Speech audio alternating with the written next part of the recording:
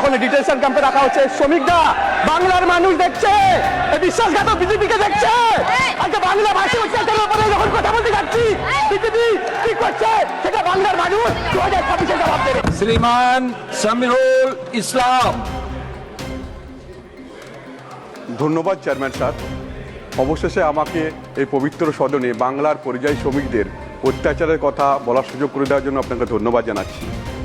আমি অবাক হয়ে যাই বারবার এই পবিত্র সদনে পশ্চিমবঙ্গ থেকে আসা বিভিন্ন রাজ্যের পরিযায়ী শ্রমিকদের যে অত্যাচারের কথা এই পবিত্র সদনে এর আগে অনেকবার বলেছি।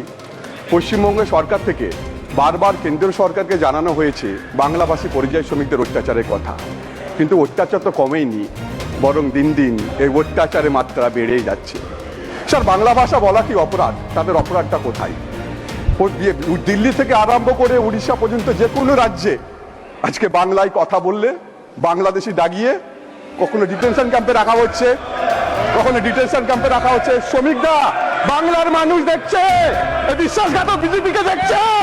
আজকে বাংলা ভাষী অত্যাচারের উপরে যখন কথা বলতে যাচ্ছি, বিজেপি কি করছে সেটা বাংলার মানুষ 2026-এ জবাব দেবে। স্যার, আজকে বাংলা ভাষায় কথা বলা কি অপরাধ?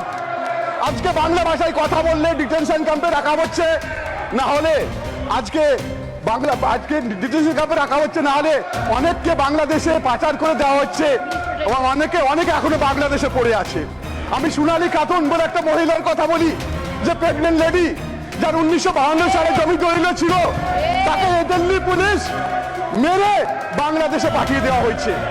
এখনো অনেকে বাংলাদেশে পড়ে আছে। আমি পার্লামেন্টে একটা স্ট্যান্ডিং কমিটি করার অনুরোধ করছি এবং এর ইনভেস্টিগেশন করা হোক। এখনো অনেক লোককে পাওয়া যাবে যারা ভারতবর্ষের বাসিন্দা, যারা এখনো বাংলাদেশে পড়ে আছে। স্যার, আজকে পাকিস্তানের ভাষাতে আমাদের দিল্লি আশেপাশের অনেক রাজ্যের মানুষ কথা বলে, তাহলে তারা কি পাকিস্তানি হয়ে গেল? আমি আপনার কাছে জানতে চাই স্যার। স্যার, আমরা যদি মাইগ্রেন্ট ওয়ার্কার নামে যদি সার্চ করি গুগলে, তাহলে শয়ে আমরা লিঙ্ক পাবো যেখানে দেখবো কিভাবে এই নিরীহ মানুষদের উপর অত্যাচার করা হচ্ছে। এই বাজেটে পরিযায়ী শ্রমিকদের নিয়ে একটাও কথা বলা হলো না, অথচ আমাদের মাননীয় মুখ্যমন্ত্রী Mamata Bandyopadhyay migrant worker welfare board তৈরি করেছে। আমরা স্যার তন্ন করে খুঁজেছি পশ্চিমবঙ্গ থেকে মাত্র 30 লক্ষ মতো মানুষ যারা বাংলার বাইরে কাজ করে, অথচ বাংলাতে কত লোক কাজ করে জানেন?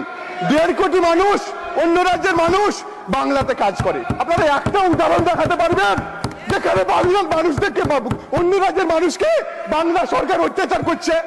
আজকে আমরা এই মহতী সদনে বসে আছি।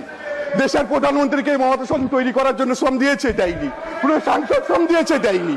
আমি শ্রম দিয়েছি, দেইনি। আপনি দিয়েছেন, দেননি। সেই দিয়েছে এই পরিযায়ী শ্রমিকরা।